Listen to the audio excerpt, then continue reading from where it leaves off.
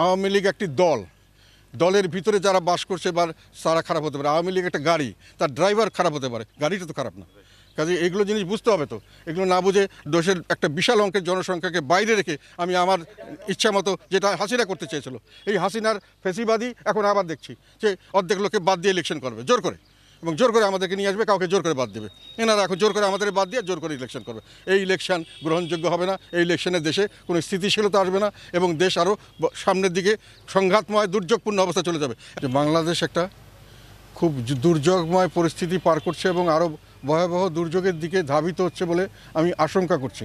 আইন শৃঙ্খলা টোটালি ভেঙে পড়েছে। বাংলাদেশের ইতিহাসে, স্মরণকালের ইতিহাসে এত খারাপ পরিস্থিতি কোনো আইন শৃঙ্খলার কোনো সময় ছিল না। সেই অবস্থা থেকে যেটা স্বাভাবিকভাবে যেটা আসে সেটা হলো আইন শৃঙ্খলার পরিস্থিতি খারাপ হলে সামাজিক অস্থিরতা হয়, ব্যবসা বাণিজ্যে মন্দা হয় এবং বেকার সমস্যা বাড়তে থাকে। কিন্তু প্রথম ধাক্কায় পুলিশ বাহিনীকে সম্পূর্ণ ভেঙে দেওয়া হয়েছে। আওয়ামী লীগের সময় অনেক প্রতিষ্ঠানকে ধ্বংস করা হয়েছিল না, ধ্বংস করা হয়নি, শক্তিশালী ছিল প্রতিষ্ঠানগুলি, অপব্যবহার করা হয়েছে।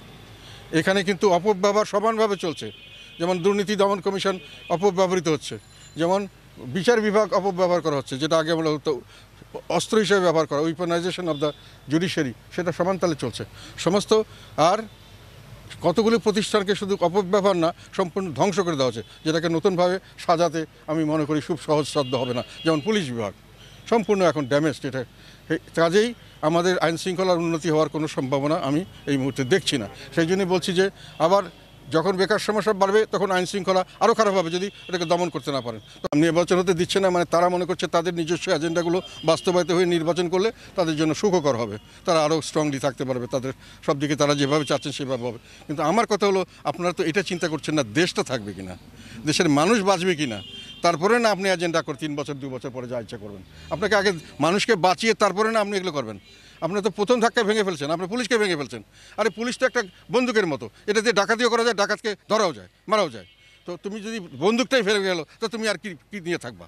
আমাদের দেশটা এইভাবেই করা হয়েছে এবং বর্তমান সরকার এইভাবেই করছেন, যেহেতু ওনাদের কোনো অভিজ্ঞতার অভাব। জ্ঞানী মানুষ, ভালো মানুষ, কিন্তু ওনাদের অভিজ্ঞতার অভাব। আর যারা ওনার সঙ্গে ওনার ক্লোজ হিসাবে মাস্টার মাইন্ড ইত্যাদি যারা আছেন, ওনার ঘনিষ্ঠজন, তারা আসলে আমি মনে করি তাদের রাজনীতি সম্পর্কে তাদের পরিপক্কতা অনেক কম এবং দেশ পরিচালনার ব্যাপারে তারা মোটেই কোনো অভিজ্ঞ নন এবং তারা ভুলভ্রান্তি করতেই পারেন।